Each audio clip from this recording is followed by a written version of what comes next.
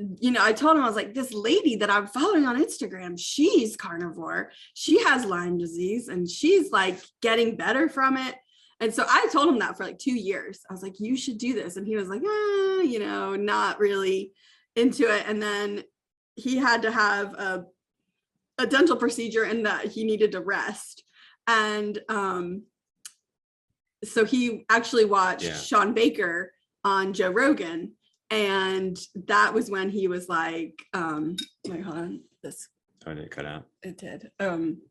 Hit that about every 20 minutes. Okay. That's when he got serious about doing carnivore. And so it's all because you shared about that on Instagram, just this little, snippet of your life that he's now shifted over, and it has helped him. We haven't seen, you hear about the people who like were eating the standard American diet and then, switched to a very nutrient dense diet and like had like miraculous healing in 30 days. We've not seen that. But he is better. When I behave myself, I can control the inflammation and at least not balloon in my weight, which maybe is a good sign of lowering inflammation.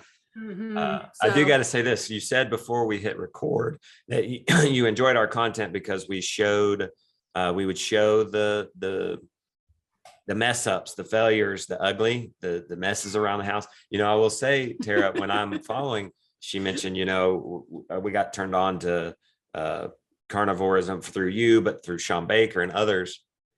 When I see, and you said it's actually encouraging to see us fail, it almost seems attainable what we're doing, the good things. Mm-hmm. When I see somebody I'm following, I won't name any names, online or whatever, Thanksgiving Day, they're posting their steak and that's all they ate. It's I know what you're talking about. It's defeating. Like, you aren't going to cheat on Thanksgiving. I mean, Thanksgiving's a big deal in America, right? So, and when we say cheat, we just eat like. Oh, I know. You're not talking dairy. We're not eating like major junk. Cheat, but my cheat is most people's diet. Most people's strict diet. We're talking about gluten-free biscuits. He'll eat a biscuit or cornbread stuffing that's like homemade, like really good corn, like. Come on, you won't even eat a turkey. You're a carnivore. You could eat a turkey at least. Don't be this tough guy that like nobody can attain to. So I want you to tell me, Tara, what's your kryptonite? Please tell me you have one. Mine's chocolate and peanut butter. I'll just give it to you. I'm not giving it up. I'm just going to write it on my tombstone. Death by peanut butter. I'll say homemade ice cream. He likes that too. Yeah, but see, you're making homemade ice cream from your cow. Yep. It's probably A2A2. Yes. Probably sweeten it with honey. Grass fed. You probably only feed it. I don't even know if that's a cheat. I know, right? I know. That's because like when I say like we cheat, like when I'm with my girlfriends and I'm like, like we cheated, and they all just crack up and they're like, Rebecca, your cheat is not a cheat. Like, because I'll be like, we had homemade ice cream, and they're like. that can kind of when you're in the wrong mindset get you down a little bit too, though. Like, I don't know if you find that, Justin, but like that idea, like I can't even have like this nutritious whatever that everyone else can have.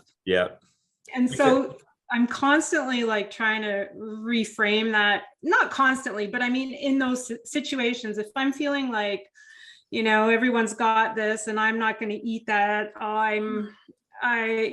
If you're blue or you're having a hard day, it's pretty easy to get a little sad for yourself, because exactly what you just said, this is really like what I can't eat. Are you kidding me? Like, most people would be thriving on this, and it's causing me inflammation. So, well, I mean, it's crazy. You know vegetables, what I'm talking about. Then. Vegetables cause inflammation. I don't crave vegetables though. Vegetables are not a struggle. When we tell people that vegetables cause inflammation, they're like, "What?" And I'm like, I don't know. I mean, he, like a little bit of background on him. We recently found he has a Babesia infection, which we knew about the Bartonella and the Borrelia, but we didn't know about the Babesia. And so now, we're treating that, and hopefully it's going to, he got him on an herbal regimen.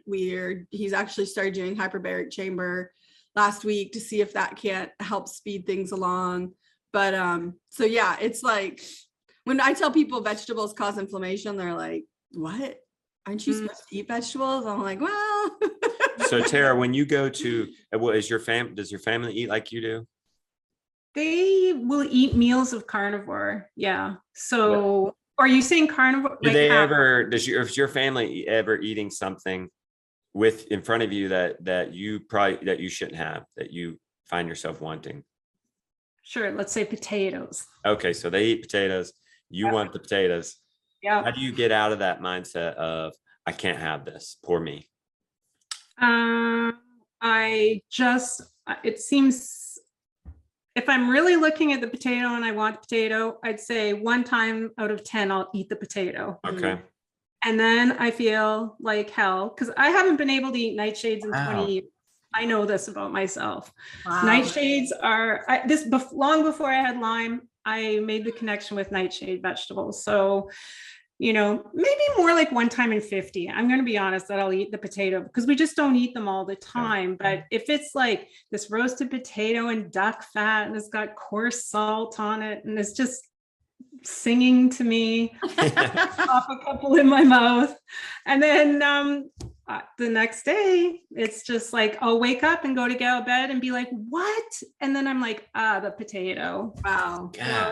So it's so, by this time in my, evolution, I can pinpoint exactly what I did the day before that gives me grief the next 2, 3, 4 days. So that really helps to curtail things. Like you don't quite see the potato as the lovely little friend you once saw. It's kind of like, we're kind of frenemies, you and I. Like, I know there's a price to pay for that. And tomorrow I'm like cleaning out the chicken barn and I need to be able to shovel without my back killing me and my hands swelling up. So it's just not worth it. Yeah. It's sort of like connect what I need to do with if I'm willing to pay that price, I guess. Mm-hmm. Yeah, I almost wish mine was that acute. I'll eat. It's not. It's like nothing like crushes me like that. Nothing like causes it to like because people will say, "Oh, maybe a spike in weight gain, but nothing." If you eat the birthday cake, the next day you're going to pay for it. He doesn't have that, and it's like it's frustrating because I wish he did. It would be easier.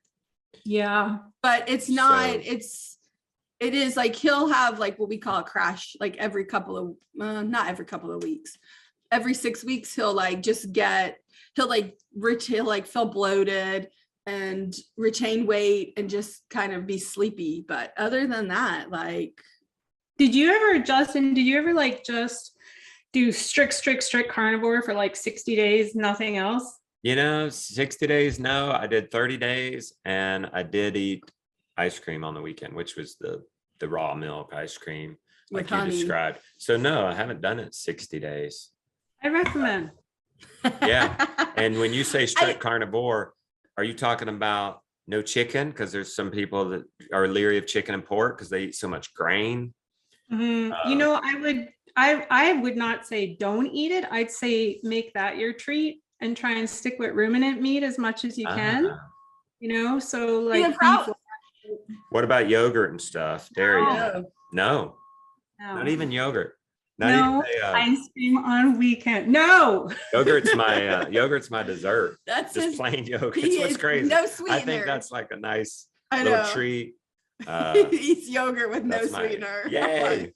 Okay, I'll think about it. I mean, you find sweet in things when you get rid of sweeteners too, but I would really try doing that for 60 days and then see with the goal of that when you do introduce things, not that this is your life forever, but that when you introduce things, you might be more tied into those specific triggers. But if you have a bunch of static going on, like your ice cream is sweetened with what? Honey. Yeah. Like, it could be a problem or might not be, but I mean, a week isn't even enough time to clear it. So if you're like eating it one week and then the other weekend, okay, you still got that static throughout the week. You know what I mean? I see, he's always like, well, I wish the whole family would eat carnivore. I'm like, I personally feel better eating some vegetables. Like I do. And I don't eat I don't eat like a ton of vegetables, but like I do. She actually likes vegetables. I do. Tara, I do you actually like the them. taste of vegetable? We're not talking about everybody likes potato. I'm talking about like broccoli and kale. You like the taste of those? Hell no. Yeah, I like broccoli, zucchini, salad. I love tomatoes too. Like tomatoes are my kryptonite. Like I know that's weird. I actually went on like autoimmune paleo diet. Tara? Yeah. Not anything. I mean, well, there's some flowers in there too, but so I love tomatoes. So actually I went to a practitioner. He put me on the AIP diet in the middle of summer, which my tomatoes were like just about to ripen. And I was like, I can't eat tomatoes. I went 6 weeks without eating tomatoes that were growing in my front yard. It was so sad to me. And then finally I never felt worse. I actually felt totally horrible on it. And when I met back with him, I was like, look, I feel worse than I did. I wasn't eating eggs, like you can't eat anything on that diet. Yeah. And I was like, I feel worse than I did 6 weeks ago when I started it. And he was like, okay, you're missing something in your diet that you were actually eating that helped you. And I went right back to the tomatoes. I was like, give it all to me. I went straight out and started picking out off of my plant. I mean, it's growing in your front yard. It's like, tomatoes are they're my favorite. Tara, my goodness, if I could get the family on board, this, because if we could just eat meat, all we're ordering to be shipped to us is Redmond salt. I know. That's it. And we grow all our own meat, except we order some fish once a week. We do order fish because we can't grow. But you could totally do without that. There's an appeal there, isn't there, Tara, that this way of eating takes less time, less thought and preparation, wouldn't you say? Not the way Tara eats. I've seen her Instagram posts. I've seen it and it's amazing. I'm like, I want to go to Tara's house. Well, I get what you're saying, because it could be just that simple. A little bit of salt, grill up your meat or broil it or whatever you want to do, and it's done. So yeah, it could be as simple as that. I think a lot of people on that carnivore diet do it that way. I'd lose my mind if that's how I had to eat every single day. Yeah. So I like to mix it up. Have you thought about writing a cookbook? Forget it, girl. That's never happening. Well, no, okay, so not a cookbook.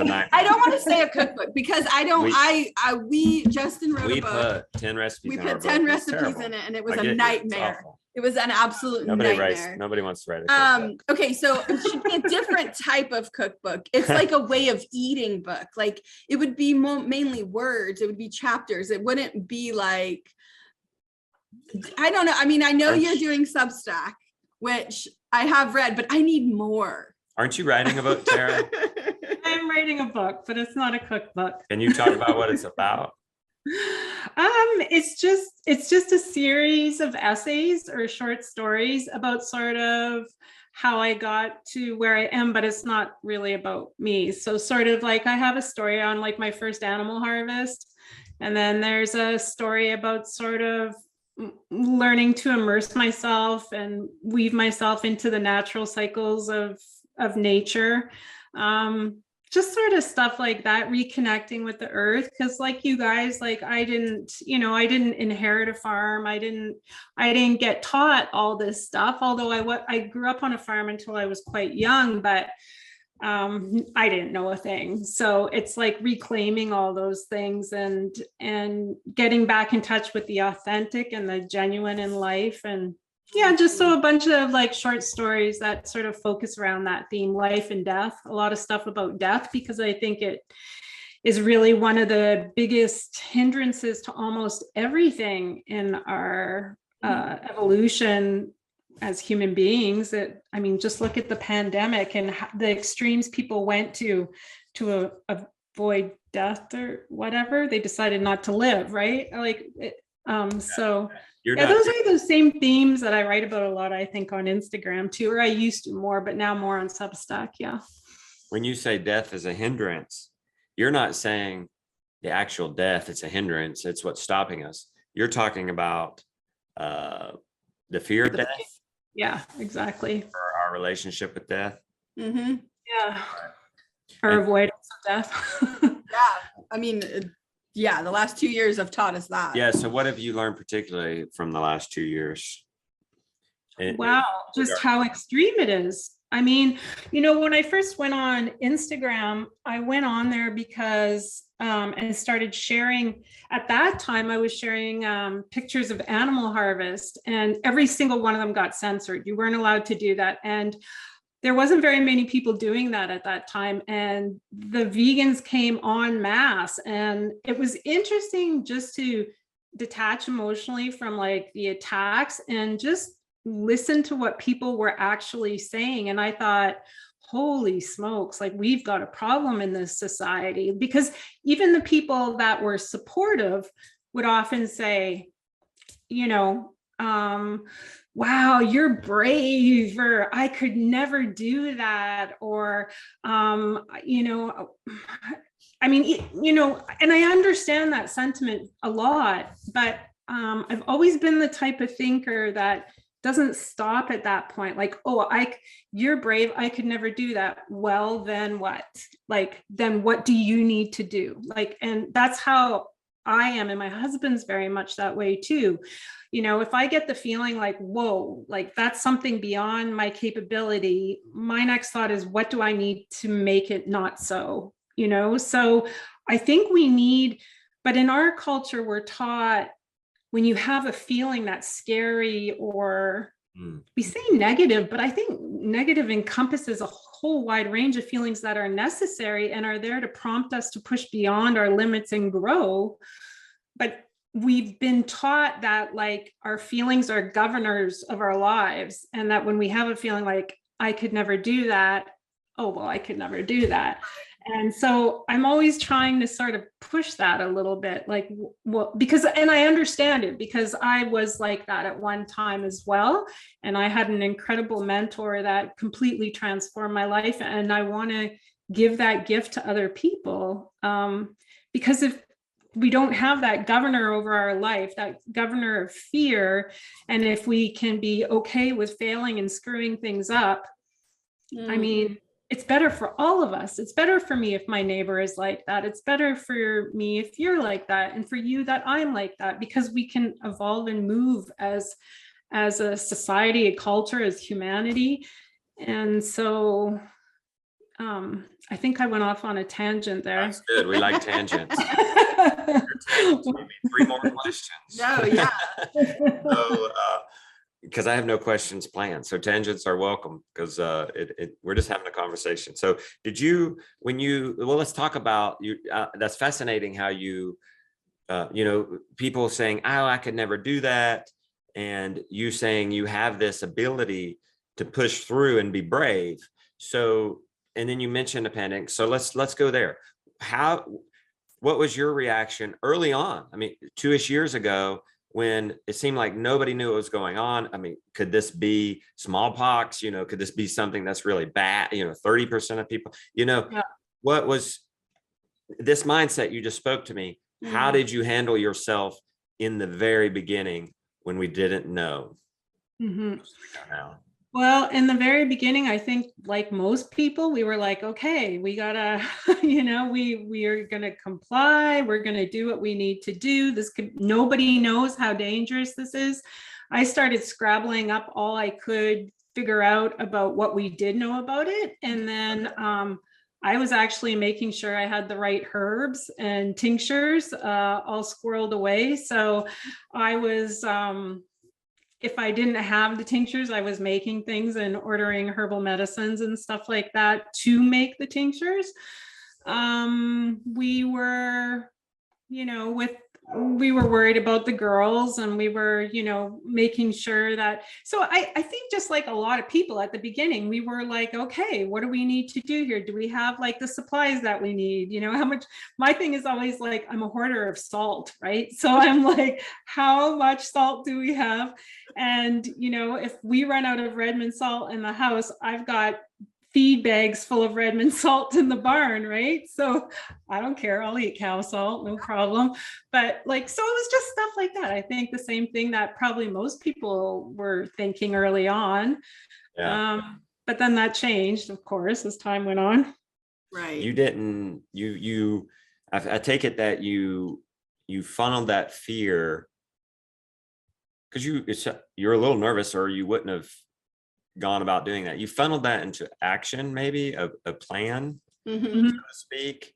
Were you ever overwhelmed with fear or have a hard time sleeping because of anything like that? No. Okay.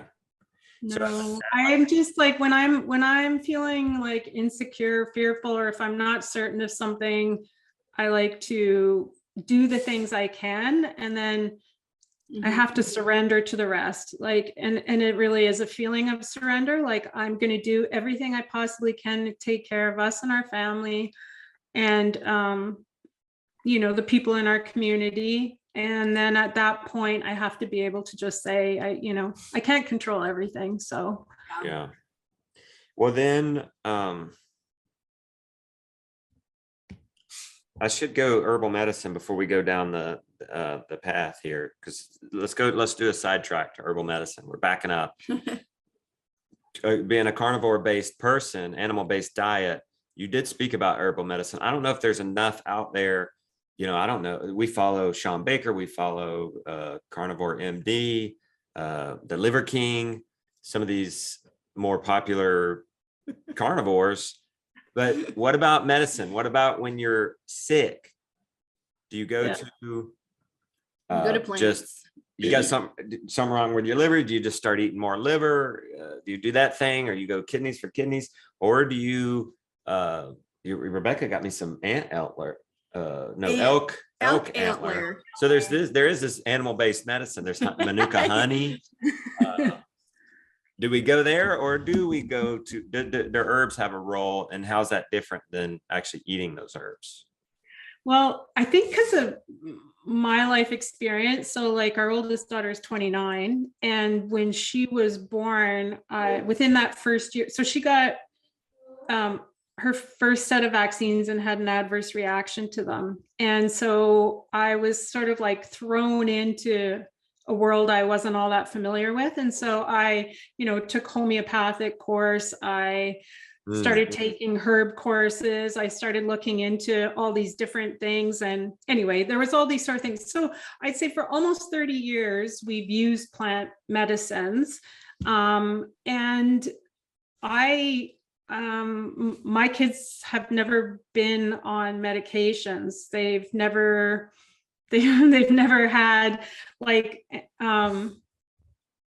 any visits to the doc. One went to the emergency room because she broke her finger in rugby, and another one broke her wrist. But other than that, so it is just part of the flow of our life to use these medicines. And it doesn't mean I'm taking stuff all the day at all. That's not how I use them. But I do I know maybe there's some debate back and forth. For me, there's so much a part of our lives that I wouldn't not have them. I think plants are really powerful medicine, and they should be respected as such. But I also think it's part of eating from place and being healed from place. Like, your medicines might look different than my medicines. And I think it's part of that relationship we have with our land. And I feel very connected and grounded when I'm foraging for these medicines, using them in our bodies. And sometimes they just, we don't know anything really. We know nothing, like tidbits of tidbits, and things that may come and, we may take some of these medicines and suddenly something else feels better. It's like, whoa, I didn't even think that would help that. And so there's a holistic sort of, not holistic as in holistic TM, but I mean, really more of a all-encompassing way of approaching our land and our health when I involve plant medicines over, well, I don't know what I would use other than that, because I don't want to take drugs. So I find them to be a really strong ally in what we're doing. Yeah. If anything, it comes down to that. Like, That's okay, I'm going to take a plant or I'm going to go take drugs and God knows or a what's in that. synthetic, that's what I told him, because we were talking about this when came up that he needed some extra support. And I was like, well, are you really going to like take a synthetic of this, or are we just going to use plants? Because, I think, when you become a mom is when you get into this. Yeah. Mm-hmm. At least that's what happened for me. Like I had my first kid and all of a sudden I'm like, oh, like you have an ear infection. Okay, well, I don't want to give you antibiotics. How are we going to treat this? And that's where it started for me. 14 years ago when we had our first kid, I was like, oh, what's this? I have to do something. And like like herbs, homeopathy, essential oils, like we use the gamut of it all. And so, yeah, I mean, it's been like that for me, convincing him with this. Now he's like, wait, I'm going to take plants. Am I supposed to take plants? I'm like, yes, you have to take this. You said that your daughter, I guess you're talking about your daughter is now 29. Yeah. And she had a vaccine when she was younger. Is that right? Is that what you meant? Yeah. She had her first series when she was 3 months old. At that time, that's how it was, 3 months old. Did you continue doing that with her and your children, vaccines? That was the end of it. That was it. So I thought she was going to die. So no, she was admitted to the hospital. Yeah. Yeah. How did you know it was from that? Well, she was vaccinated. What? I said, we believe mothers. Yeah. Oh. Mothers have instinct. Mothers have instincts that other people don't. Well, for her, it was immediate. So it was the same day. So it was hard to deny. And she was a 9-pound baby when she was born, big, healthy baby. And we had just been posted to a new military base. So I had driven across Canada with her and went to the doctors that week. She got vaccinated. That night, I brought her into the hospital. She was screaming this high-pitched scream that she had never made before. And everything in my body just stood up on end.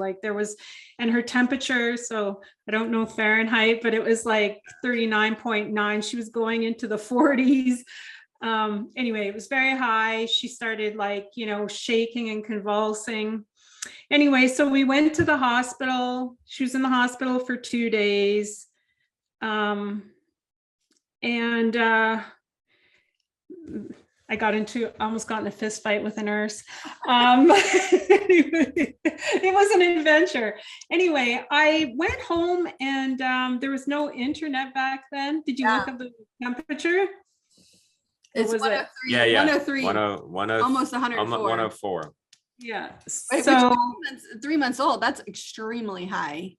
It was, and she had never been sick before. So I ended up calling because we had yellow pages back then. I went through them and found a bookstore in the nearest city to us, which was a few hours away. And I called them and said, do you have any books on vaccines? And they said, no, you got to call some hippie bookstore that I had to go to that was like full of incense and wind chimes. And so anyway, I drove down there, bought a couple books and read these books, and they were actually pretty balanced. It wasn't one of them was, and then I remember one of them was called A Shot in the Dark, and I don't remember what the other one was called. And I read them and I was just like, whoa, and then I was completely terrified because I thought if you don't vaccinate your kids, they're going to die on you. And I didn't know anyone else doing that. And I certainly didn't want to make the choice to do it. But then I would think about what happened with her. And I thought if she gets vaccinated again, she could die. And I really have to, I don't know who the doctor was, but when she finally got released from the hospital, I stayed with her the whole time. But when she got released from the hospital, the pediatrician came in to me and he said, do not vaccinate this baby again. And it was just, yeah. And I was 22 years old. And if he hadn't have said that to me, I mean, it would be different today, who I am today. But then I first I thought he was a lunatic, but he's the whole reason I went and got the books. And he's the whole reason that I had some level of confidence. I would think, well, he wouldn't tell me that if she was going to die. Like he, so I really drew on having an authority, give me that permission to not do that. And so, none of our children have been vaccinated since that first set she received. Was that the beginning of your health journey? Yes. Yeah. Was it really? Yeah. That moment. Wow. And it started with, okay, we're not going to vaccine everybody. This is going back to, maybe we can speak to this theme that I'm seeing in you, is this ability to take action, address fear, and be brave. And you're afraid that, because everybody's vaccinated, you don't have the internet. I mean, we can go and find a support group and find a lot of information if that's what the path we want to choose. But back then, because that would have been like 90s, right? 80 at the.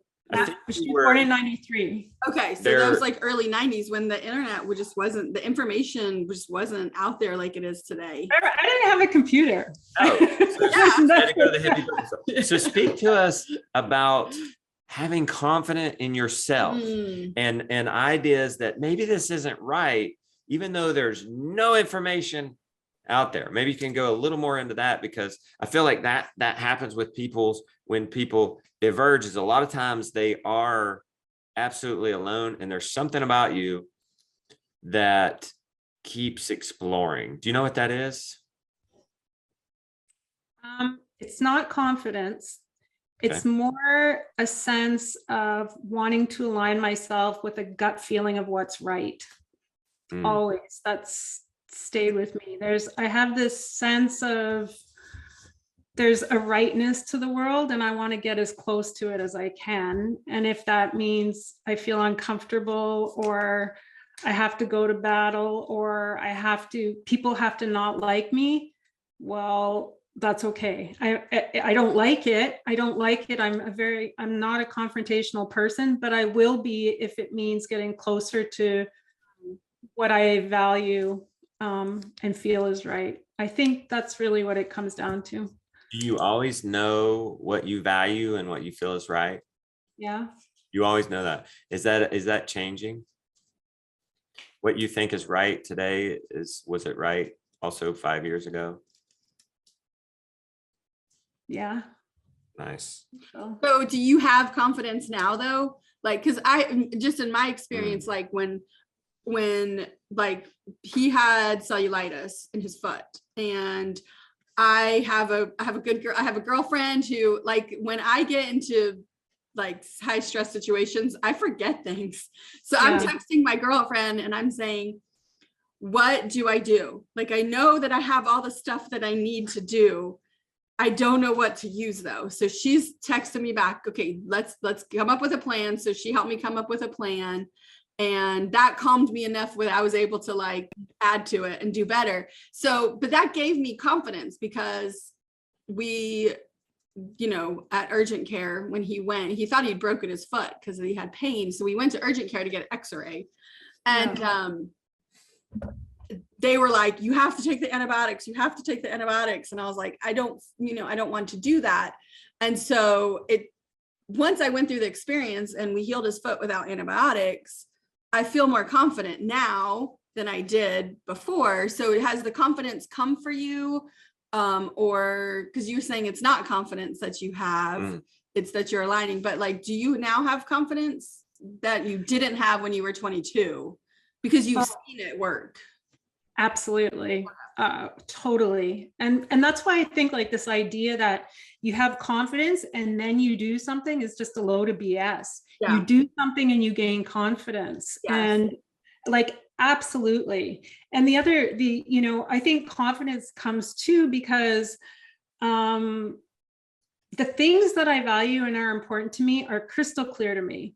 Mm-hmm. And so if I'm going to do this, action A, if I'm going to do this thing and it threatens like these things over here, or it might, it might bruise my ego when I fail, or it might do all, whatever, the things that kind of hold people back. I don't even care, because it's bringing me closer to the things that I do value. So I'm quite clear on like my values and my morals and like my guiding principles in life. And all the other stuff is kind of like fodder, okay, yeah, I might get, I might get some flack from here, or I might look like a bit of a fool to these people, or I might not say it quite right and get these people mad. Like it's whatever. It doesn't matter. Nobody likes that part of it. But then that's where the confidence kicks in, because I know that I'm still closer to where I want to be. So yeah, I totally agree with you. I think that the confidence part now is authentic. When I was in my 20s, oh God, who's confident in their 20s? Like, you're really something special if you are. I feel like a lot of people are confident in their 20s, and then they like get into their 40s and they're direction. They're I thought I knew stuff and I didn't know anything. Like, you were saying, we just know snippets here and there. The older I get, the more I know I don't know. Exactly. And it's like crazy.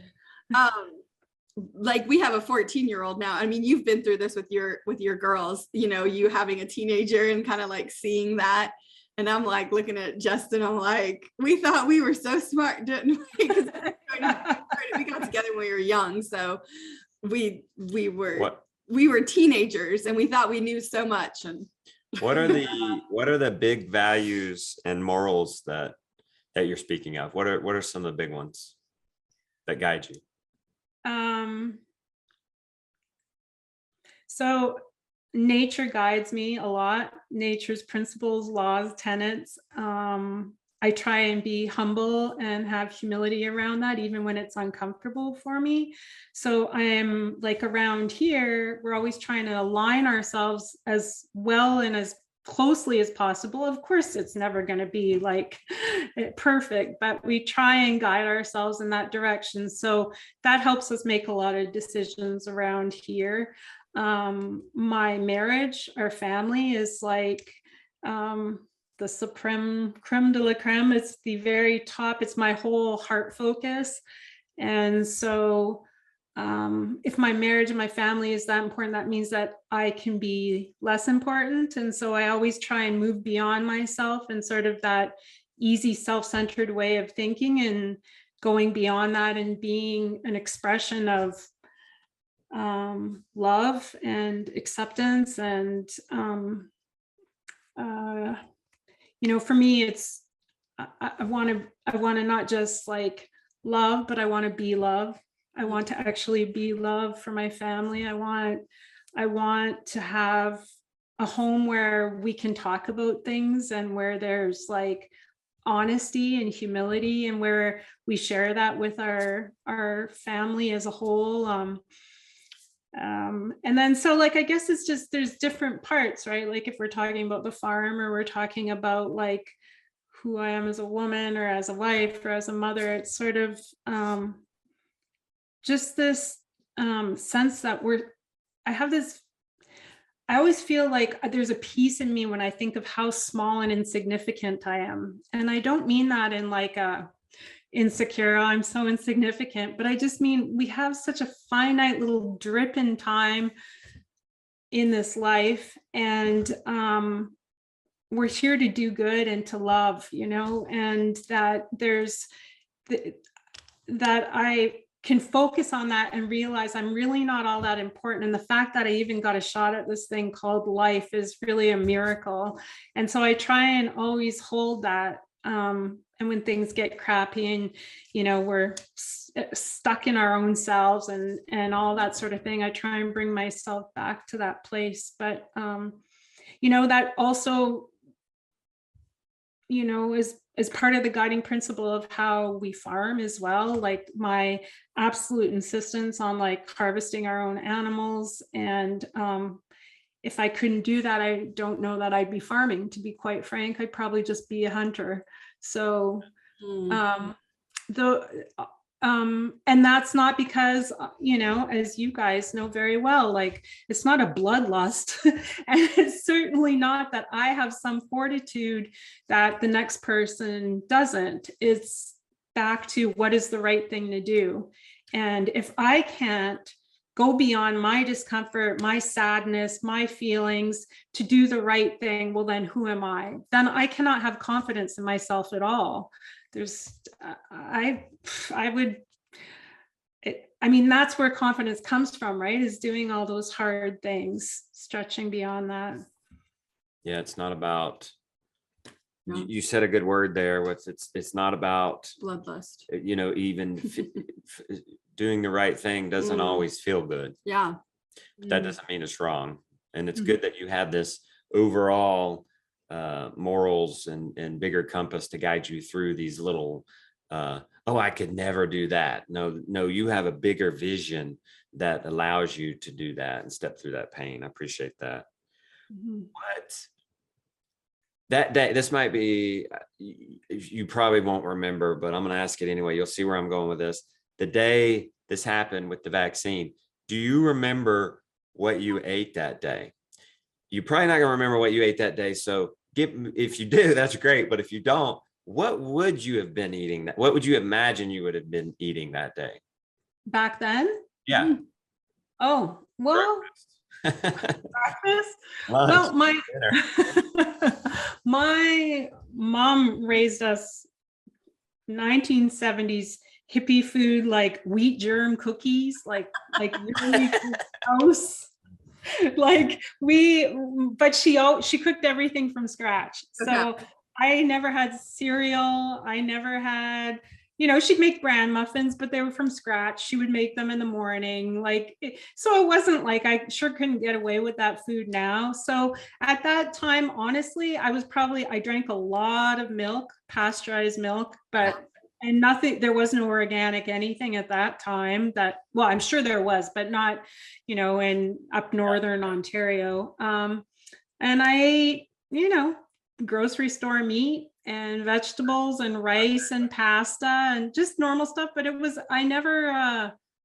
we never ate junk food or stuff like that. So you were eating whole foods, it sounds like, at least. But this vaccine issue ended up launching you into this health journey. So how did you go from eating what everybody else would say is probably a really good diet? How did you go from that to this next launching pad into a more intense health diet? Well, it started with being the middle of winter, northern Ontario, and a friend of mine handed me this book on how to do vegan food combining and gain the most brilliant, wonderful health imaginable. And so I thought, yeah, that's for me. So, you're hippie. Oh my God. Tara the hippie coming out. That's hilarious. It was called Fit for Life. Did you ever hear of that? I think we did. Was that? Wait, let me look this up. Now, wait a minute. A second. It's Fit for No, Life. It was by their last name was Diamond. It was a husband and wife. Okay, Fit for Life. Now, the Fit for Life I know about, it's not. Oh, maybe it is. Okay, yeah, it's not what I was thinking of. What's the one I got a hold of? It's similar. But is it not this one? I'm looking up Fit for Life. Diamond? Yeah, we found it. It's right here. A New Beginning, the ultimate diet and health plan. Okay, so tell us about it. Tell us, are you still fit for life? So how long do you do this? I didn't quite last a year. I'd say pretty close to a year. Yeah. So, it's minus 40 Celsius and Tara's eating her fruit breakfast of like mango and pineapple because in Northern Ontario. Yeah. Northern Ontario. Winter too. So it's food can't combine, it's food combining, right? So you can't combine a starch with a protein. Okay. Even though all vegan foods are really starches, even their protein doesn't compute.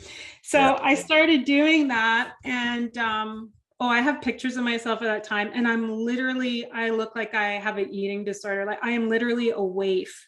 And that's just not my body type at all. There was just, to be 23 and have like no muscle on you stuff. But anyways, what happened was I started getting bladder infections. I started getting sick all the time. And I had not had these issues before. I'd never had a bladder infection in my life. I started going to the doctor, and I was like, I have, and then our daughter, who was at this time, I guess she would have been like around 9 months. So I was still nursing her at that time, but she started getting rosacea on her cheeks, and no one ever said like, I guess the doctor didn't know I was eating Fit for Life or anything, but she started getting little weird things that she hadn't had before. She was getting stomach issues. And one day I went into the town that was near us, and it was a little health food store. And there was a German guy that owned it, and him and I just started talking. His family owned this German bakery next door that had like all sourdough spelt breads and traditional sort of baking. And anyway, his name was Harry. And I said, I keep getting these bladder infections. Do you have some like herbs or something for that? And he said, what are you eating? And I'm like, oh, super good pineapple and like lentils. And anyway, so he was like, oh, no. And he actually wrote out a food plan for me. We were really poor at the time. Thank goodness. He just said, he sat with me for about an hour, and he wrote down like, this, like, I remember the breakfast was a couple of eggs with some of the sourdough organic spelt bread that his parents made with butter on it, and some sausage or bacon. Like, it was just and I remember being absolutely horrified and thinking this guy was nuts. He was like from the Stone Age. Nobody ate that way anymore. And I kind of tucked it away. But then, a couple weeks later or whatever it wasn't a long time after that, I just continued to not do well. And so I started to wonder if maybe I was cold all the time. I think that was like the biggest issue, is how cold I was. So so I started eating like that. And then once I started eating that way, all those issues went away. And then I was, he was saying, you got to get your chicken from this farm over here, and you got to get, and so that's what started like everything, going to farms, sourcing our food. And then that led to finding raw milk, which is illegal everywhere in Canada, and still is.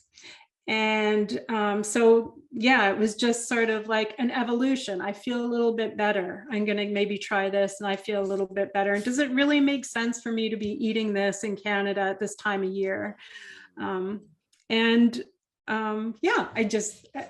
how it went from there. Were you horrified? You used the word horrified. Was that at all because of moral issues? It sounds like maybe it wasn't. And maybe it was, you were on this path of health.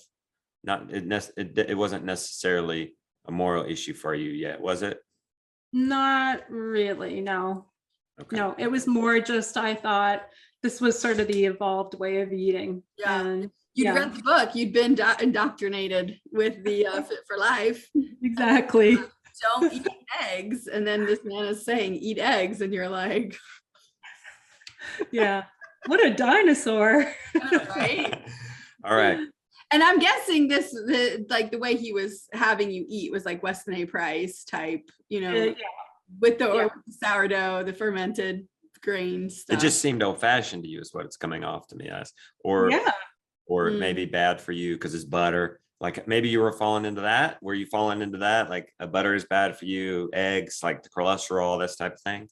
Oh, well, that was part of their shtick, all animal fats will give you a heart attack. I had eaten them up until that year. My mom always was a avid butter fan. Even when everyone switched to margarine, she would be horrified that thank goodness for that at least. But I pulled up Google images of Harvey Diamond. So yeah, some pictures he actually looks great, and some pictures looks like, oh no, like he might be on a vegan diet for. You think? I wonder if he's still vegan. We should find that out too. Him? Is so this him? I know there's two pictures. One, he's quite handsome, and the other one, he's like. It's an obituary. I don't know if you can while you're on this show, but yeah, that one that looks bad. Let's see if this is him.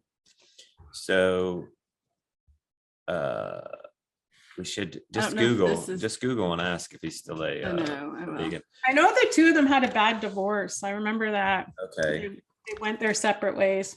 So can people, is this for everybody? Animal based? I guess that's where I was going with Harvey. What if he looked great? I mean, one of these pictures, he looks great, and one of these looks terrible.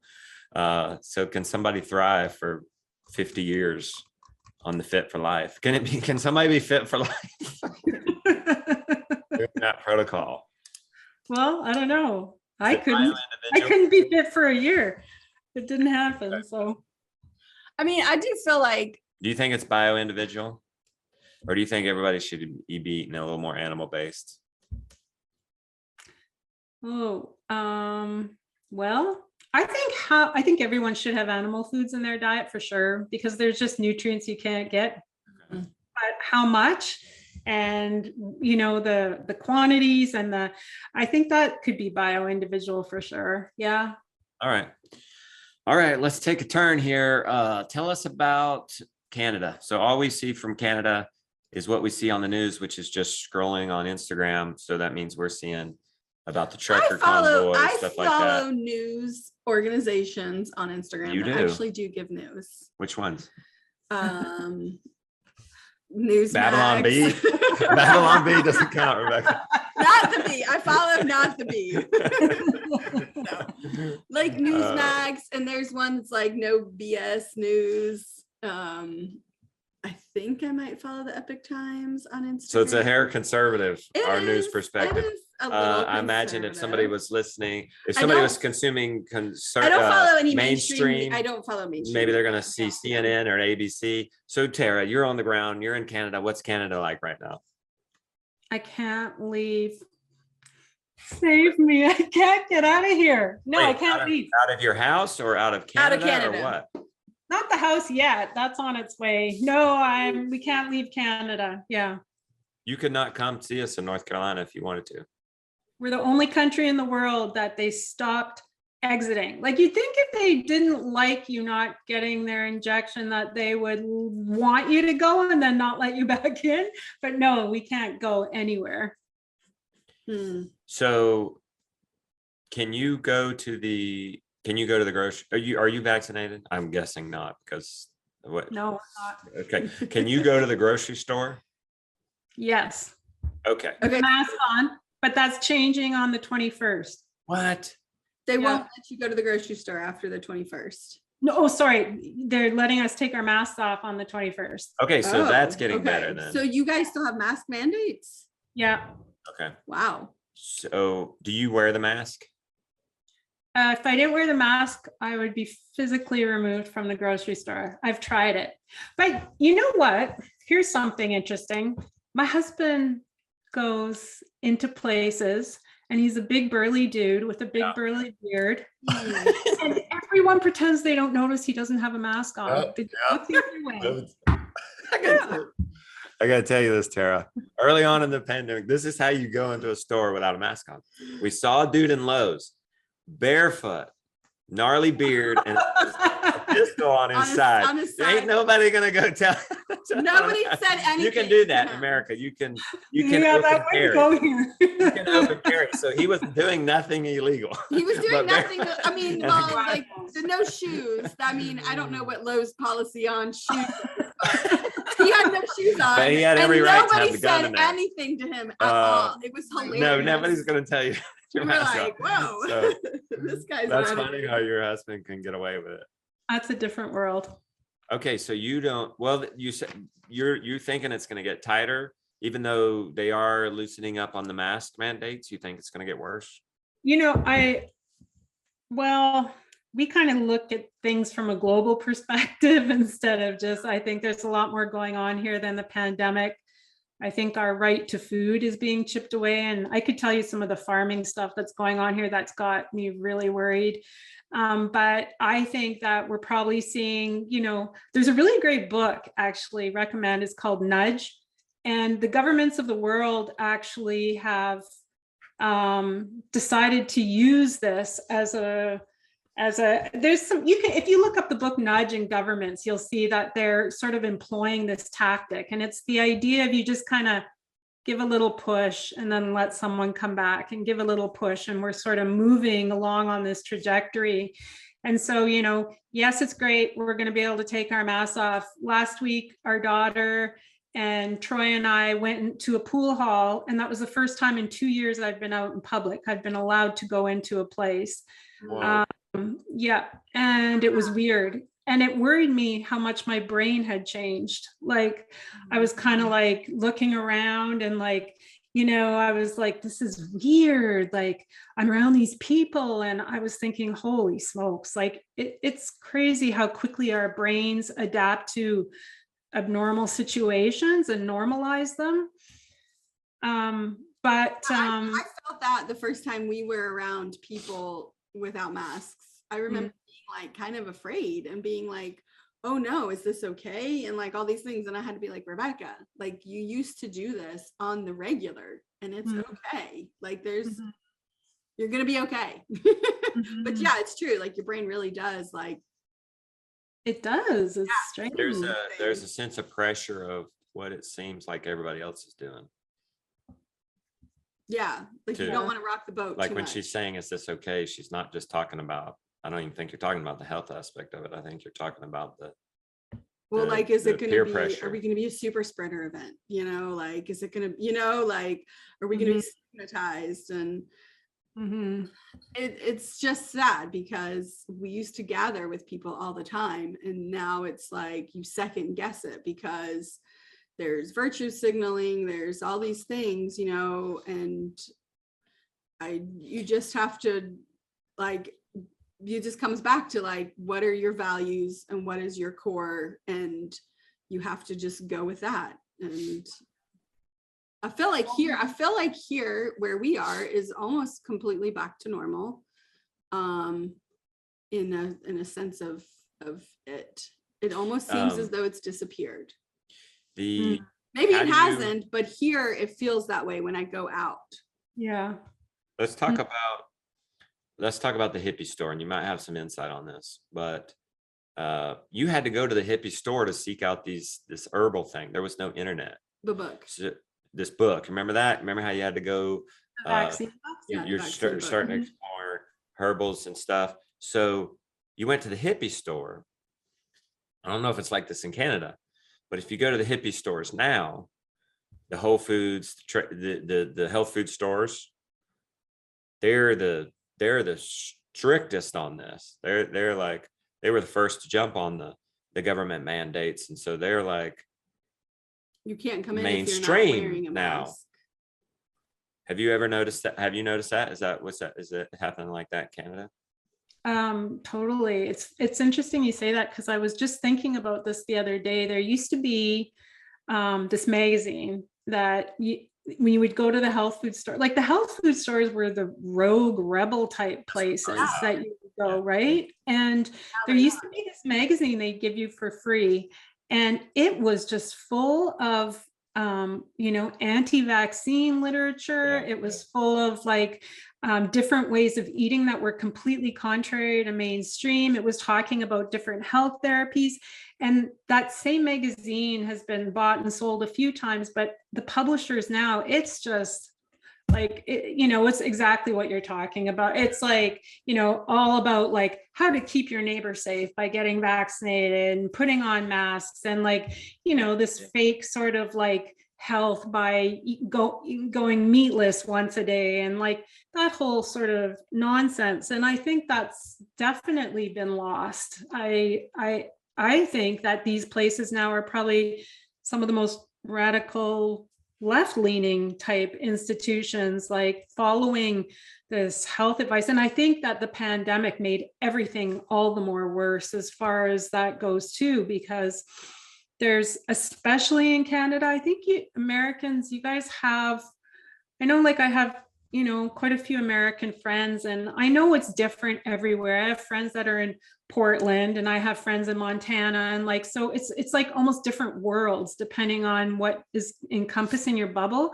But there's a spirit of, and maybe it's a 50-50 mix now, because I know you've got, radical left-wing people just like we do, but you still have a mix.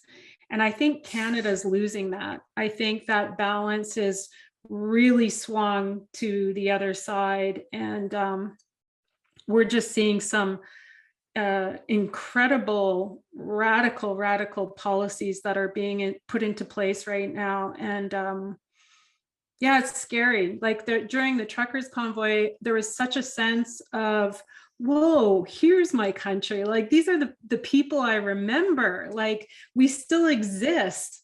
And then before that, it was just like, it's hard to identify what we even are as a nation anymore. So, yeah, I was getting into that. Do you think most of the people are for all this, or is there something different going on? So are most of the people like, yeah, let's tighten up the rules. Let's have more government control? Or do you think they're on the trucker convoy? I think the majority of Canadians probably are for restrictions.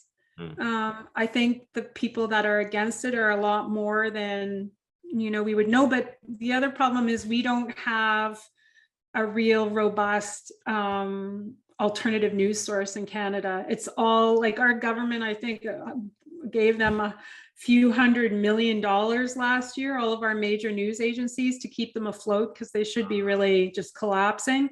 And so it's really just really strong propaganda is what we get. So it's really hard to know. Like, all I know is the people I talk to, the people that are around me, and everyone thinks this is nuts that are around me, but that doesn't necessarily mean I'm in the center of Toronto stopping people on the corner asking what they think about it. So I think there's really become more of a rural urban divide.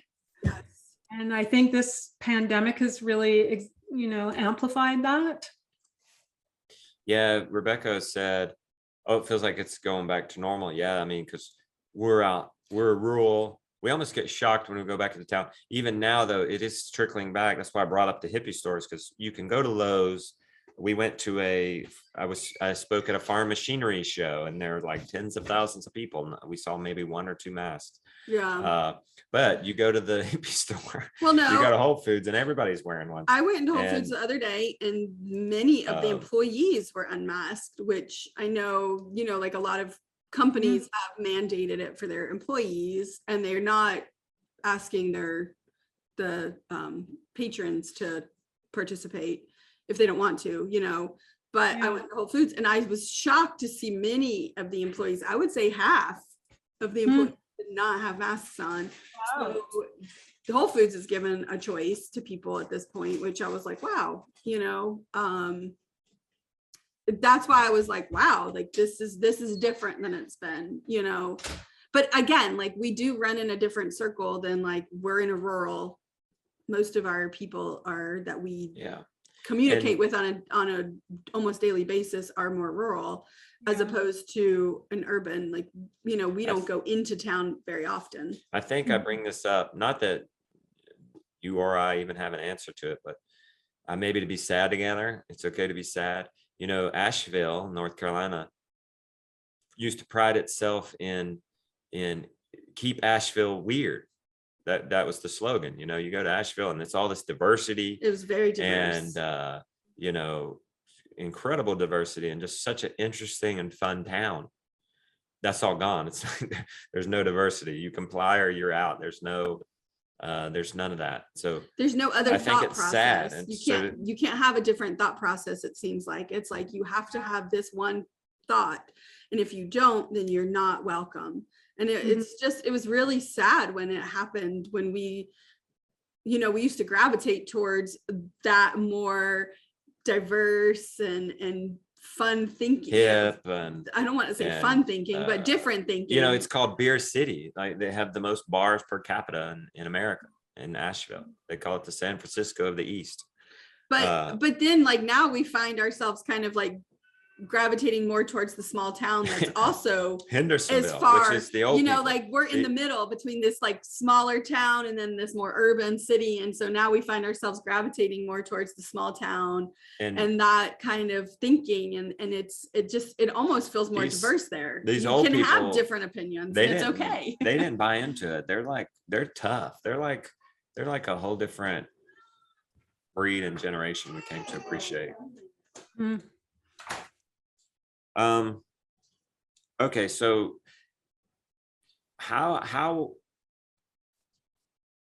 well it, you know, so now you can't, what happened to the trucker convoy? I'm speaking to you on March 15th. I don't know when people will hear this, but has that fizzled out or is that still going? Oh no, they brought the cops in and that was the end of that. So they came in quite aggressively and physically shut everything down. Oh, baby. So they never got a voice. Yeah.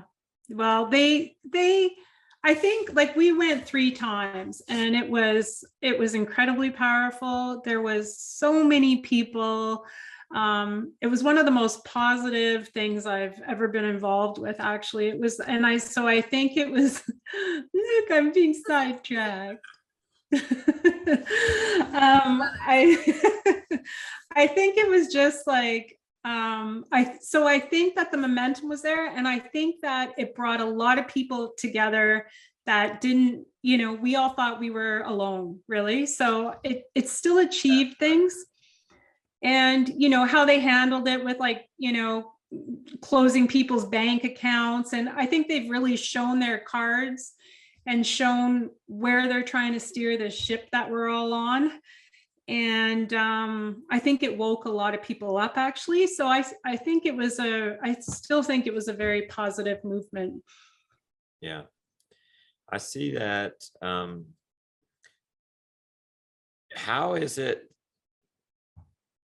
does it feel to be going into this and you're feeling like things might be restricted, like maybe there's going to be a day you're not going to be able to the grocery store? How does it feel to be growing your own food there on your farm? I mean, I'm very grateful that we are able to do this, that we worked as hard as we did. I mean, the reason we ended up getting our own farm back in the day, I mean, we were buying from farmers for years and years, but everyone was talking about peak oil back then. I remember in the 80s, you know, it was like everything was like peak oil. And so we were like, you know, we were getting set up mentally for what we were going to be doing. But so I'm very grateful that we're doing this. I do have worries about sort of our ability to do it. With just keeping an eye on sort of global events and the messaging that we're receiving, and you know, this whole thing, like Canada's going full head with carbon taxing, and I think that's just going to be a matter of time before that hits animals and like farming animals. And so I just think that there's we're still trying, we're always trying to kind of keep an eye, you know, just have our finger on the pulse of the direction that we're going, so we can try and make sure that we have security built around us without letting it immobilize us with like fear and like, you know, feeling like, well, what's the point of doing anything if they're going to do this? I don't have that sense, but it's a fine line, right, between like motivation and like feeling a little like fatigued by seeing where we're headed. So yeah. Now you guys used to, is that when you were market farming? Because you were doing a market farm, weren't you? We sold grass-fed beef and pork and stuff. Yeah. Right. And then that's when you decided to slow down and you just went to like homestead level, basically. We actually sold our old farm. We sold Hold on. Sorry. Somebody drove past. Saving us from the utility man. I know the utility Teddy. man is here. Hey, Teddy, it's okay. He's not going to hurt us.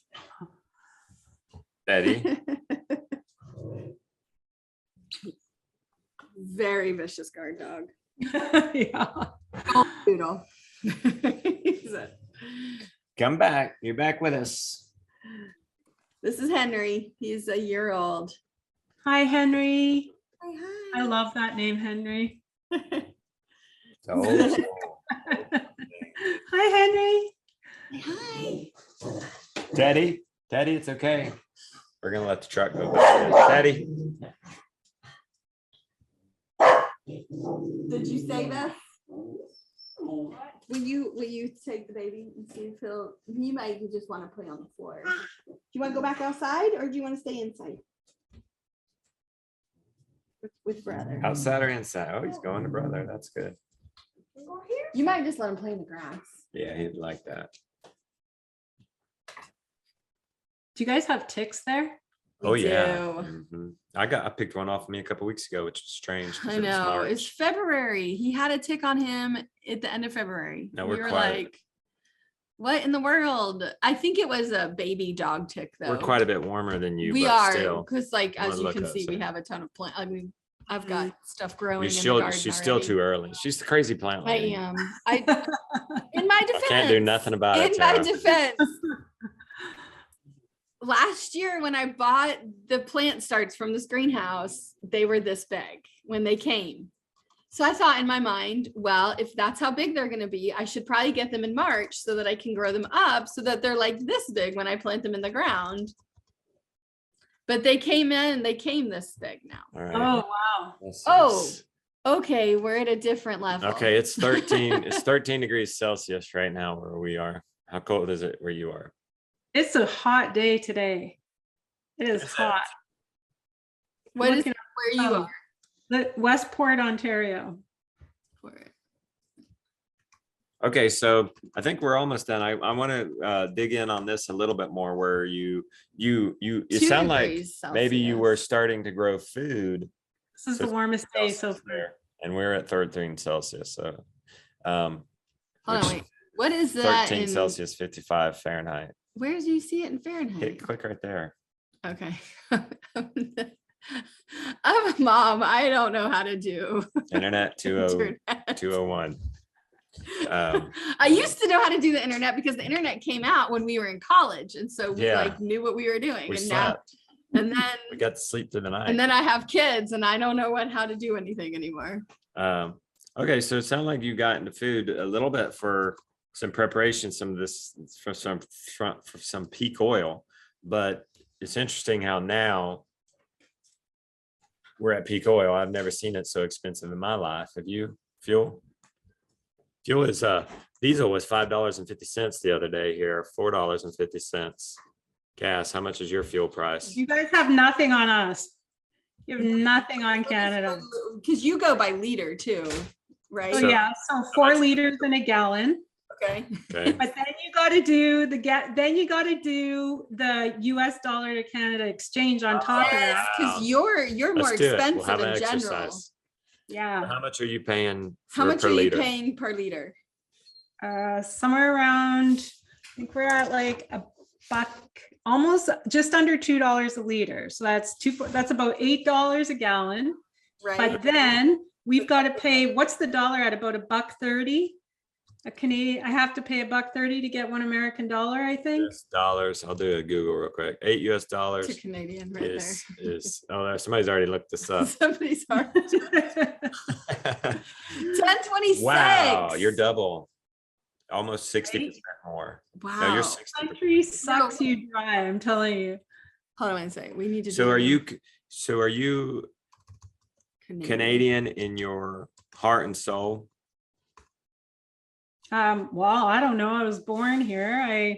We're wondering if we're going to be able to stay here, to I be guess honest. that's where I'm going. Are you so are you Where would you go? and would it break your heart because you're Canadian in your roots? You know what I'm saying? Like if Or you not. were, if you Maybe were you're to not be attached. Rebecca's transplanted- not attached. She could go totally move anywhere. if you were, Justin says I'm if he very was to be attached. I can't even move transplanted out of the county. from our from our land, like literally this land. So Justin, this is family land. Our children are 4th generation hand milkers here. So it's like it would, like he says, if I have to move and you transplanted my roots to another county close to us, he feels like his soul may die. It's like, that's what he told me recently. And I was like, well, then we can't ever move. You're laughing. So maybe that tells me maybe you don't identify with that. So maybe you're not. No. Well, I do identify with that because that was my husband on our first farm. Oh, wow. Mm-hmm. He was like, no way am I moving. Yeah. But he's okay. Striving. Is he okay? Is he okay? He's okay. He's still breathing. He wilted though. His soul wilted a little bit, right? No, he thanks me every day. Oh, Justin, because Tara, we have there's one property behind us on this dead end road. Yes. And they are finally putting it up for sale, but it's 350 acres. So we don't know if we can afford it. We put an offer and that's like 3.5 million. And it's probably going to be low. They're probably going to want more than that. We're not sure what they want. The problem is we have a public road going right. It's a dead end right through our property. There's a public road right 50 here, feet away, right outside my door. And so far we've had fans come and, we don't like unannounced visitors. Yeah. So far they've been friendly and safe. And we say, I'm sorry, we don't take visitors. And See you later. They leave. Maybe one day it's going to be a hater. I don't know. But what if somebody else buys that and they develop it? There's certain rules. They can only build a house an acre because we have the right of way to the place. They have to actually cross our land. It would ruin our way of life here if there was a development passed. So I need to hear this about your husband because we think, I'm so attached. I want that. I want to fight for it. See if we can't get it. I'm willing to fight. Get a legacy property for our children. There's 2 wonderful springs on there. There's a waterfall, so there's a lake, a we pond. Could grow grass-fed beef and lamb. But and on the sell other it hand, to the public. We could sell, have equity, and go buy $200, 200 acres in a county further out of town. So your husband thanks you. Why does he thank you every day? Because it was the right thing to do, even though it seemed insurmountable at the time. It feels insurmountable. It feels insurmountable. What was so? Holy crap! Oh my goodness! Imagine moving a farm. It's horrible. Yeah. Is that why he didn't want to do it then? He wasn't attached. No, because we had put 6 years of blood and toil and sweat and tears into that place, and he said, "How could we just walk away from that?" I do feel that. So like we've been here 20 years. Yeah. We have the pastures are amazing. Like we have improved this place so much. And that does pull at my heartstrings. Yeah. Although I am like, if we buy something, we can make it just as good as we did here. We've done it. We've done it. Probably because we've done it before. I feel confident in that, but I do feel like this is my home. I grew up moving around. And so that's one reason I feel like I can say goodbye to this place. But I always did say when I was a kid, I don't want to move my kids around. Like my parents, they didn't have a choice. The kids don't want to move. Like we went on the Great American Farm Tour. We traveled all 50 states in 2017. And it nearly killed me. And Canada. We went into Canada twice. We did. East and West. We went into Ontario. We saw J.M. Fortier on the East Coast, and we saw Curtis Stone on the West Coast. Oh. Beautiful country. And where was I going with that? Oh, the kids. Oh, yeah. We told the kids we were going to sell the place, and they cried. Really what we were doing is looking for our place in America. If you grew up in a religion, did you grow up in a religion or anything like that? Yeah, we were Christian. Okay, so you have to, at some point, decide if you're going to be a Christian or not, right? You have to own that for yourself. So it's kind of like that. I had to decide, am I going to own this land? Does he want to? Do we want I had to make, I had to buy it from the estate. It's not like I'm inheriting this. Yeah. So I did have a monetary decision to make there too. Am I going to commit to this land and make it mine? Or are we gonna sell what we do own of it and go to Tennessee where the land's cheaper or something? But also though, the thing is that because this, you know, like when we were 16 when we started dating, we got engaged when we were 20. Justin always wanted to live here and raise his children here. And it's kind of like, did you want to do that because this was like part of your family land, or is it because it was easy? We didn't have to go out and search and get a mortgage and all these things. It was very easy. This felt, I don't want to say it fell into our lap, because we did have to work for it and we've had to fight for it some, not in a nasty way, but just like fight for it, like put money where our mouth was. Oh my goodness, there's a bug flying around with something attached to it. No. It's like a string. It's a giant. No, can I kill it? He won't let me kill the wasp. I'm for letting the wasp go. He protects your precious vegetables. All right. Anyways, we had to make that decision. So you finally talked him into it. How'd you talk him into it? Or did he come around? You know how I talked him into it? I found the farm and I said, we're going to look at a farm tomorrow morning. Okay. that's And because that's what I wanted to do. I was like, we should go look at this land. And we went to this place and we came here and we were just like, whoa. And before that, we had been having conversations around like, what do we want for our lives? Like what we like, our first farm was like over 200 acres. We were doing grass-fed beef. We had put up all the fencing. We were doing rotational grazing. We were breeding large black pigs. You know, we had all that stuff on the go, and we would get in at like 11 o'clock at night. Like we were literally killing ourselves because we had to do everything. Perimeter fencing. We were like bringing in cattle from out west to breed, like bulls from out west. Like we were in it, and that's how we are. Like I had 28 head of cattle on our farm before we were even on it. Like the day I got possession, they were delivered. And so that's just like, we're crazy like that.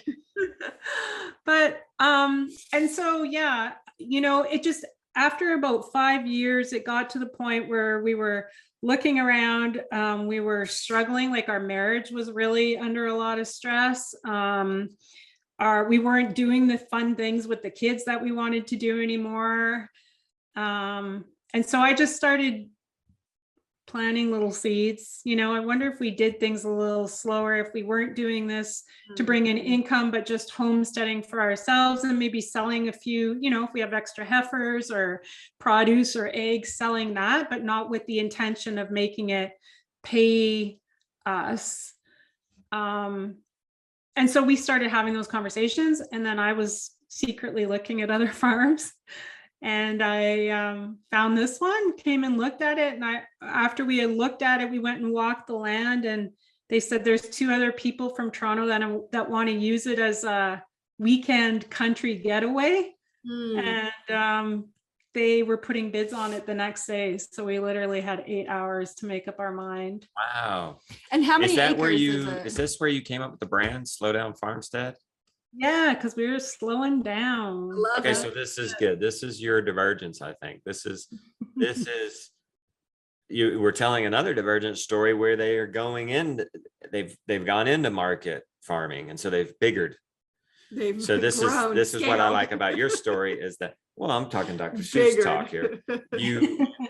Your divergence is scaling down.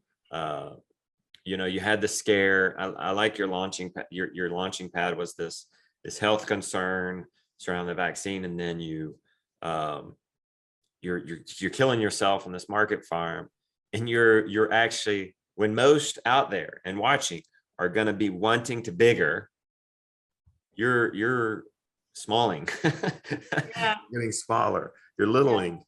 You're littling. So that's how many acres is it now? Yeah, how many acres do you have? 100. Okay. Do you want your children to live on the 100 acres with you when they're adults?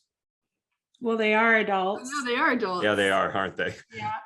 So he has different, because you have girls. So for girls have what's your thought process there with the children? Well, everything is, I don't know what's going to happen. Our oldest daughter is dating a guy in Virginia, and it looks like she's heading out to Virginia.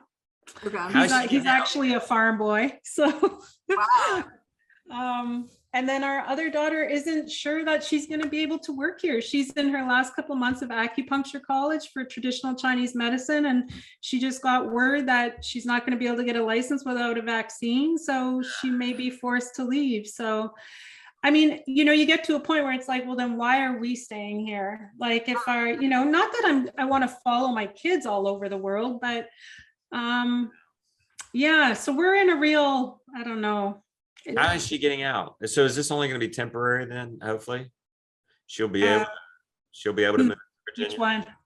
That you said that you can't actually leave Canada. Well, legally, you can't leave Canada. We'll figure it out. We'll find a way. She's gonna make a way. Love will find a way. We're tunneling under the U.S. border. Right.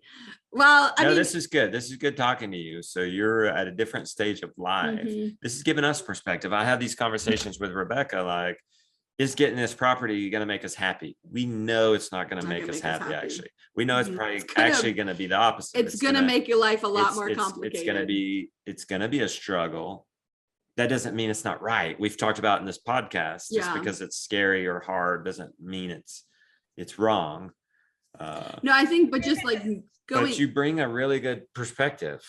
There's a distinction there though, right? Like what you're talking about, that struggle. I think that can be both positive and a sign that you're on the wrong path. Like, and so I think that's why you have to be really clear and have that, like, know what your fundamental core is. Years ago, we did a holistic management course. Have you guys ever done that? Oh, no. Holistic management, like animal management or personal management? It's like Ellen Savory. Yeah, the Ellen Savory course. So anyways, it's both. It's like farming, but it's like, what's the point of being a farm family if your farm family doesn't know what your ethos and what is your mission statement? Like, so it grinds down into like, what is the most important things to you? And you sort of write out this mission statement, which is like, if the most important thing is family, and like, the details of that are unique to everybody, of course, what their desire is, how they want to live, like those intimate details of what they want their life to feel like and be like, and, achieving and if you have that as your core tenet, and then you're in a decision where, like, this great farm comes up, or this new project comes up, or this new, like, I want to bring these animals onto the farm, you can always go back to that center place and see and weigh it against what you've decided is yours and how you want to live, and is it going to align or not. But that has, we don't like necessarily use that exact structure, but that's how we make these decisions now going forward. Like, right now, I've been like weighing, if we used to have goats, and I'm like, maybe I should bring goats back, but then I'm going to need extra fencing. Then I'm going to need, like, we have really bad predator pressures. So then I'm going to need an alpaca. And then I'm going to need, like, sorry, I can't hear you anymore. Oh, you can't? Oh, no. Oh, now I can. Yeah. Okay. Yeah. So you get an alpaca instead of a dog. That's good. I wouldn't do a dog because we live in a really hilly area, and there's a lot of valleys around us. So a dog barking all night would, because we have a lake right behind us, it echoes off the lake, and I would have angry neighbors, and it would keep me up all night long too. So yeah, but I think, like, for us, our biggest thing right now is zero debt.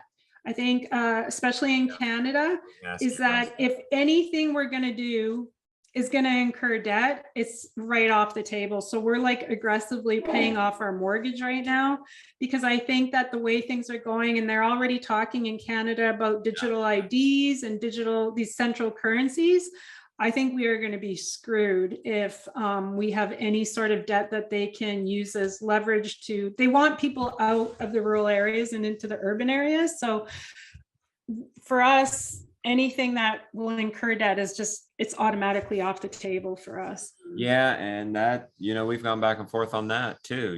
This would be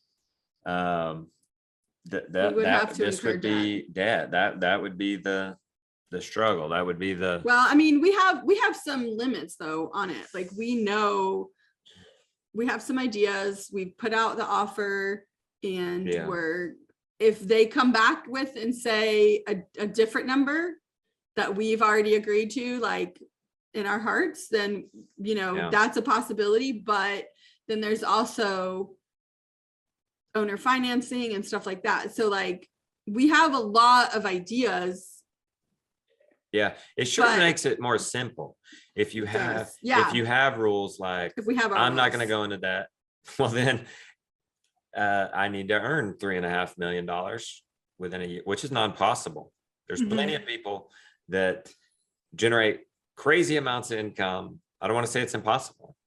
I know. I don't want to say it's impossible either, because I don't want to limit ourselves, but at the same time, it's crazy. But there is something neat about having yourself some rules. Yes. And even though it hurts, even though, oh, well, we said we're not going to go into debt. But and when we told the kids and we explained the debt to the kids, they're not big fans. They're like, no, we can't do debt.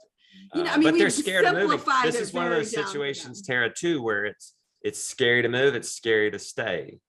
I don't know if we stay, because we one of the things in our heart, I'm pretty sure, is that we want a legacy property for our children. So that means we're encouraging them to stick around. We want. I'm gonna hire them. I'm gonna let them have their own entrepreneur venture on this farm. Well, if they go, they go, right? And if they have this land, that's fine too. You guys sell the land, you'll have that. Rebecca and I'll get an RV and we'll go support you however we can. Yeah. But yeah. I mean, and we were telling our kids too, we're like, because we've been very honest about this all with them. And, like we may have to sell our current place to get a different place so that we can have enough land for everybody. And we're trying to make decisions for your adult self. Like we're not making decisions just for us. Cause we're in our 40s. We want to give them something, like that's our goal, is to give them something. If, like if the world is going in this direction that it seems that it may be, they're going to need to be able to grow their own food. They're going to need to be able to sustain themselves and their families. And so we want to, not out of fear, but out of love. And, if they don't want it, they can sell it, and do what they want with it as adults. I'll bring this up. We had mentioned faith. You had said you were Christian. Then you may know, like there's this Christian idea that you don't store up for yourself treasures on earth. You it's this detachment kind of idea. Not storing up for yourself treasures on earth, that'd be kind of a struggle, wouldn't it? And then I don't know if it's Buddhism or Zen or what that says, it talks about attachment, how that can be not so good. So I don't know where we are on that either. But there's that idea too, is that maybe sometimes somebody needs to be transplanted, because now I'm just getting the analogy, because they can't grow to full in that pot. They're gonna have to be transplanted. They're gonna have to have transplant damage, but then they're gonna have a chance to actually thrive and come to fruition. And there's a chance they could die. I mean, there's a chance the soul could die, but it's maybe worth it because you're never going to reach fruition. So there's that analogy too. Tell me about that's good, Justin. I like that. You want to say anything about that? Well, I totally agree. I think for us, actually, we've moved every 2 years our adult lives, right? Because my husband was in the military for 25 years. So it's been, I think right now it's really hard to, exactly what you guys were saying, like this, everything we've done is with the idea that we're going to be able to give our kids something that they are not going to be able to get on their own. I mean, they just aren't. They aren't going to be, especially with the way things are going now. And the rise in rural properties here is through the roof. So now it's like, having moved so much, it's like we're actually in a place where we just want to be done and like plant roots, and I just want to spend my days getting to know this land more, and just really being in place and belonging to place. And so I think that actually makes it harder for us, like right now, like these ideas of, like I said, I have some American friends. The ones in Montana are like, there's no rules here. Get your ass over here. Montana. Like, Montana, this is, and Montana is gorgeous too. Oh my word. That'd be even warmer for you. It's like crazy. I know, it would be so warm. It'd be so cold for us, but you wouldn't have that. You'd feel like you're in Florida. Yeah. But it's not that easy, and I guess like my husband thinks like, look, this is a globalist movement. This isn't about countries' governments anymore. And so we're all on the same trajectory. It's just some of us, depending on what the structure of our countries were, like, we're a socialist country, basically, so we were able to sort of speed up the process. And if that's the case, where any of us going to go? Does it just make more sense to be where you are, live as simply as you can, to like be debt free and concentrate on the things that you can be doing? Because there is still, like what we were just talking about a few minutes ago, is that element of surrender too, right? It's like doing what we can and then surrendering to some of the other stuff. And if we're constantly running, I have to kind of sit with that and say, what am I running from? Like they're going to catch me. And, it comes back to this idea of death too, like if it gets really like where I can't be raising my own food, and I'm limited to what I can do, or even like how I can participate in society, because I don't want to get a digital ID or all these different things they're bringing in. Like our province is bringing in digital IDs. They're bringing them in. It's on our provincial website. And all of our services are tied to that, our banking, our healthcare, everything else. So it's happening here in Canada. And so, I don't know. I don't know that I have any answers. It's just kind of what we've been thinking about.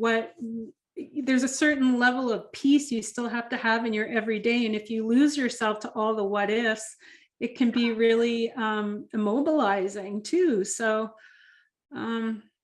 I don't know, it's a crazy time you want to know what's going on, but you also have to be able to concentrate and let that go and focus on the things that you can be doing. That's good. One more topic, and then I'll let you go. You said that you were Christian. I take that as I am Christian. Oh, you are? Okay, yeah, we'll get that clarified. So you are a Christian still. Does that play a role in your divergence at all? Your faith and how this path that you're on? For sure, because I believe there's something bigger than me at play, and that God is very much, I can see all through my life where God was touching and shaping, and where now I think with my age and with where I am in life, I can, like when we're talking about finding peace, for me, that's finding God. It's like even just being submerged in nature and being able to just surrender to the possibilities of what's to come, and believing that our Creator has more beautiful things in store for me than I can even fathom. And whether that's in this lifetime or in, when this lifetime's over, I don't know, but that faith and that belief does bring me a lot of peace. Yeah. I think that's good ending. I think we're getting to this spot where it's this happy ending. We've talked about a lot of things that are kind of unnerving, but what is then your hope? What's your hope for the future, and what is your action to make that happen? My hope for the future is that we can rebuild communities again. And I'm seeing that happening, actually. I think that that's the good stuff that's come out of this time. I think we were all just a bunch of individuals kind of clunking around. And there was this idea that community was necessary and important, almost seemed old fashioned. And like we're seeing even here, like last Christmas, the Santa Claus parades were all shut down, right? Because of COVID. So one of our neighbors actually set up her own Santa Claus parade, and everyone from our little rural area went out, and they had like the septic truck was even decorated.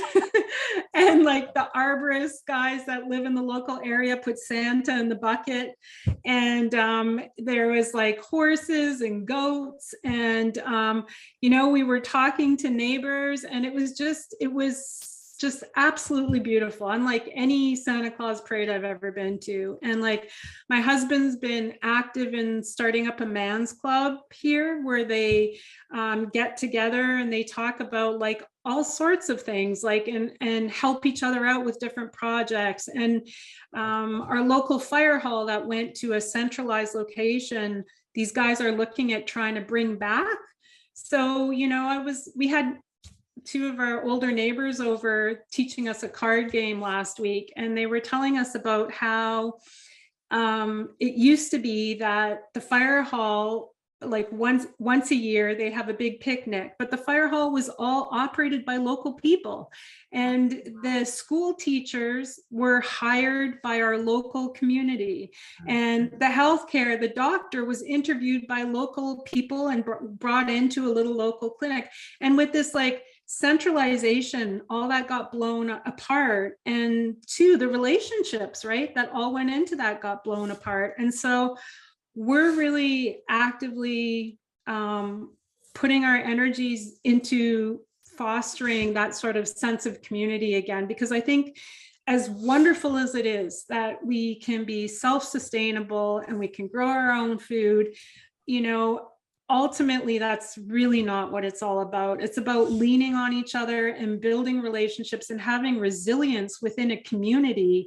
It does no good if I've got watchtowers all the way around my property, and like all these sort of ideas that some people have. The real fortitude comes from building those relationships. And I see that happening. I see people that were maybe very different thinkers than us. They're still all sort of moving towards that idea of putting their energies into that, of like, even there was 4 young guys that have stepped up and are going to be volunteering for the local fire hall. Like, so that makes me really hopeful. And I really think that that's where we need to be going to. I think it's kind of foreign for us because of the way our culture is now, but yeah, I think for us anyways, that's really what we're trying to put our energy into. I think that's neat. And that's the local level. I also see some value, a lot of value in what you're doing with Substack. And I guess, is that the same as your member area? I'm part of that.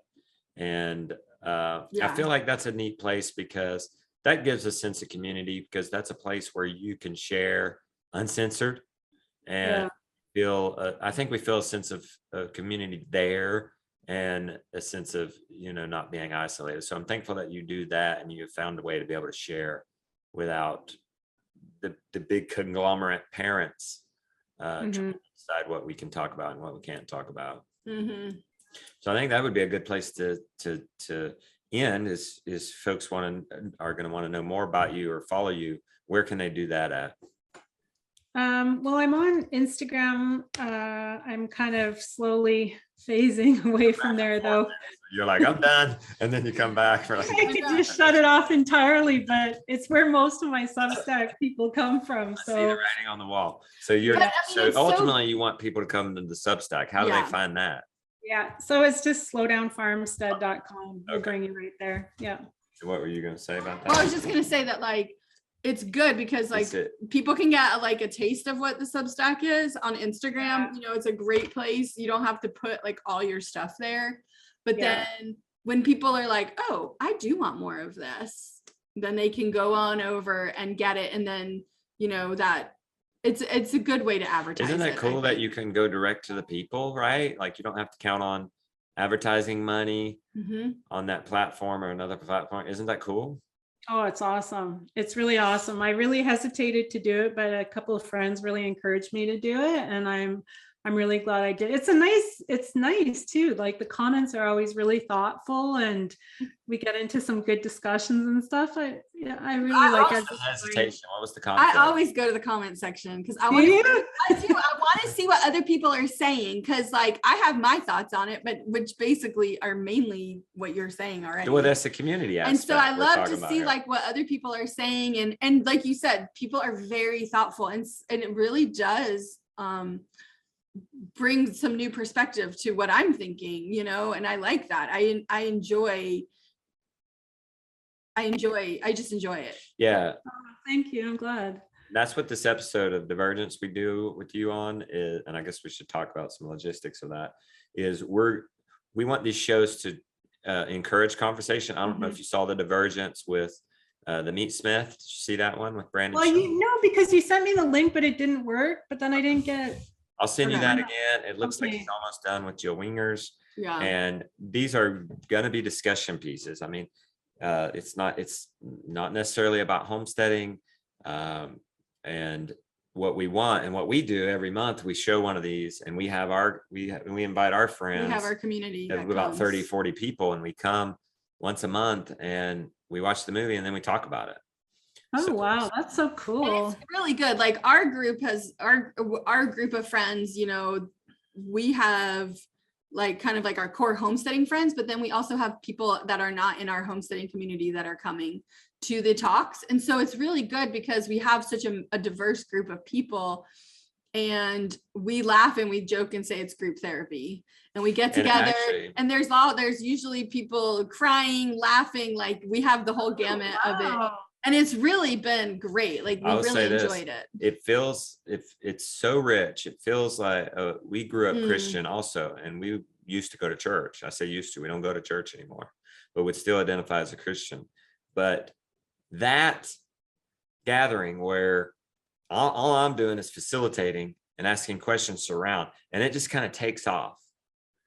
And I don't know, it's the closest thing to church I think I've ever experienced. That sounds beautiful. That's wonderful. Super amazing. If you ever get out of Canada, you are welcome to come. Send me a hot air balloon, would you? We'll have part 2 live in our own farmhouse for $500 from 75. Yeah, so we just do like a big potluck, and so everybody brings like homegrown goodness, and it's a lot of fun. We just have a really good time, and it has been really rich, especially this last time was it was amazing. It was just really good. I think your subject, Rebecca and I are probably not coming. No, we probably can't get in. We probably Canada. Can't get in, but our crew, the crew is fully vaccinated. Hopefully, do you think they'll be able to get in? I guess that we need to talk about logistics here. Okay, they'll be able to get in. They can go and work and be there. Oh yeah, if they're vaccinated, it's not an issue. I mean, we would love to come. I don't know if we would try to drive. They say it's a little easier driving through the border. Yeah, our dentist is but see, Canadian. He's Canadian, but he lives in America, but he lives here and he works here. And he's not vaccinated. And he was able to get in for but I think Christmas. Because he has but could he get out? Yeah. Did he get out? He came back. I don't know if he's got his green card. He must have his green card in America. I have no idea, but he came back. I mean, did he charter a plane, or what did he take? No, he drove. He drove through on purpose.